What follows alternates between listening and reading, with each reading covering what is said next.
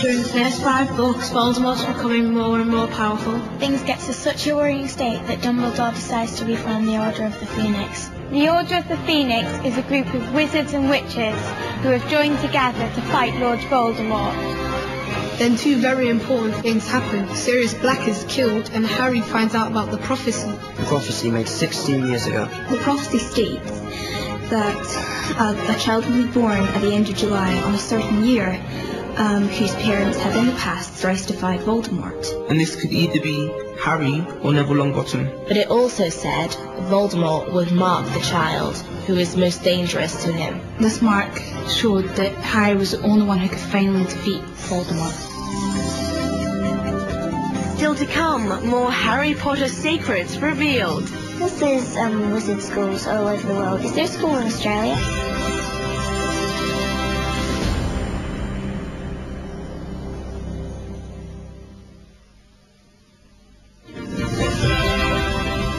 Dumbledore believes that Voldemort chose Harry because Harry is a half-blood, like Voldemort.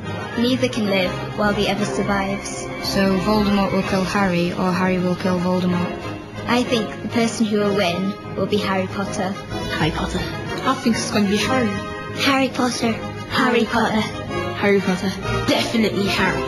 The thing is, Harry's beaten Voldemort before, so he can beat him again. The story seems to be drawing to a close. How do you feel when the books actually stop? I'll have very mixed feelings because I'll certainly have a big sense of loss, and it will almost be like a bereavement because I've been living with Harry since 1990, so it's 15 years so far, and that's a very, very long time to be with anyone, and certainly longer than a lot of marriages, so it's that will be painful, the idea that I won't write about him anymore. On the other hand, you've just mentioned there is a certain amount of pressure that comes with being a writer of Harry Potter, and it would be nice to write something without any of that pressure. Although I don't really feel the pressure when I'm writing Harry Potter, then at some point I have to emerge from writing the book, and then I feel the weight of it a little bit.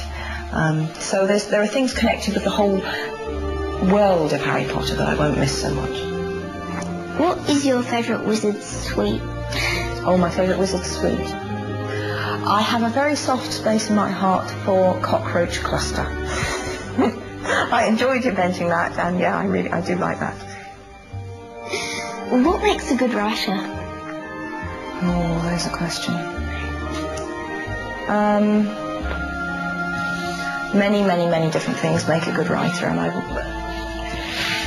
for me, I like books that,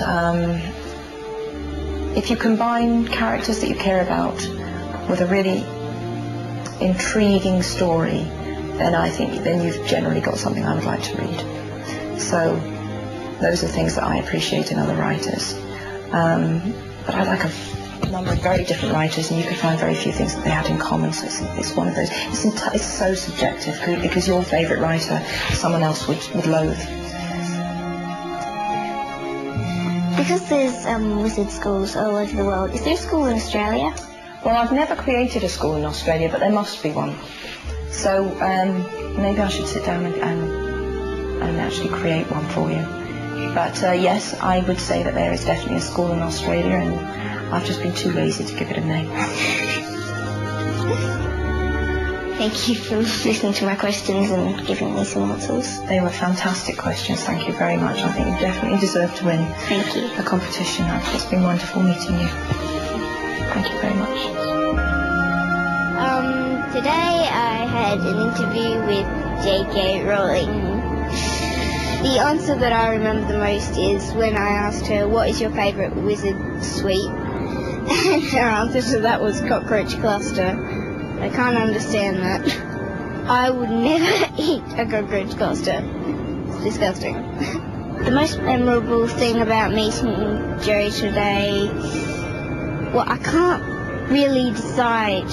It's all memorable, but getting all the autographs and talking to her would be, just talking to her would be more memorable than anything else. Now that I've met her, I think it will affect the way that I read the books and think about Harry, because now I know now I've met the creator, and I know without J.K.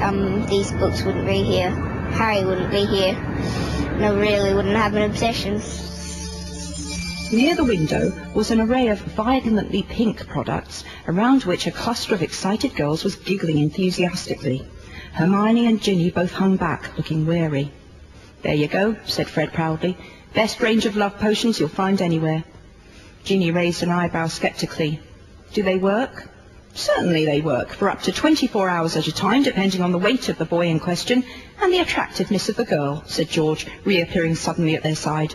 "But we're not selling them to our sister," he added, becoming suddenly stern.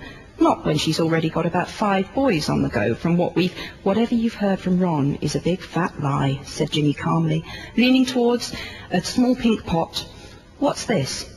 "Guaranteed 10-second pimple vanisher," said Fred. "Excellent on everything from boils to blackheads. But don't change the subject. Are you, or are you not, currently going out with a boy called Dean Thomas?" "Yes, I am," said Ginny. "And last time I looked, he was definitely 1 boy, not 5. And I'll thank you," she added angrily to Ron, who had just reappeared at George's elbow, laden with merchandise, "not to tell tales about me to these 2. "That's 3 galleons, 9 sickles, and a nut," said Fred, examining the many boxes in Ron's arms. "Cough up." "I'm your brother, and that's our stuff you're nicking. 3 galleons, 9 sickles. I'll knock off the nut." "But I haven't got 3 galleons, 9 sickles. You better put it all back then, and mind you put it on the right shelves." Ron dropped several boxes, swore, and made a rude hand gesture at Fred that was unfortunately spotted by Mrs. Weasley, who had chosen that moment to appear. "If I see you do that again, I'll jinx your fingers together," she said sharply. "Mum, can I have a pygmy puff?" said Ginny at once. "A what?" said Mrs. Weasley warily. "Look, they're so sweet." Mrs. Weasley moved aside to look at the pygmy puffs, and Harry, Ron and Hermione momentarily had an unimpeded view out of the window. Draco Malfoy was hurrying up the street alone.